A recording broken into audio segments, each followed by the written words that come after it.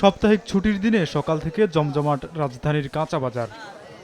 কারওয়ান বাজারের বিক্রেতারা জানান, উচ্চ মূল্যে স্থিতিশীল রয়েছে বেশিরভাগ সবজি। শীত মৌসুমেও চড়া দামে বিক্রি হওয়ায় ক্ষুব্ধ ক্রেতারা।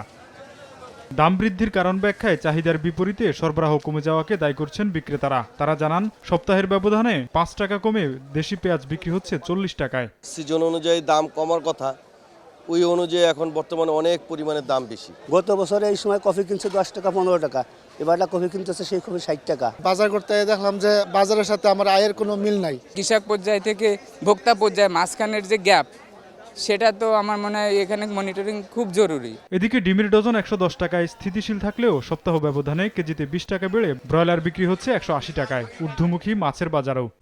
আপনাকেই বলছি, ইন্স্যুরেন্স করলে সিটিতে সুরক্ষা পাবেন নিশ্চিত।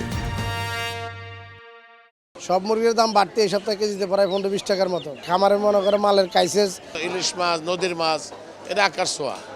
সাধারণ মানুষ কিনে খাওয়ার মতো ক্ষমতা নাই। সামনে নির্বাচন আসতেছে, এই জন্য কোনো সিন্ডিকেট করতেছে কিনা মাছের দাম একটু মনে হচ্ছে যে বেশি। এদিকে কেজিতে ১০ টাকা বেড়ে চিনি ১০৫ আর মসুর ডাল বিক্রি হচ্ছে ১৭৫ টাকায়।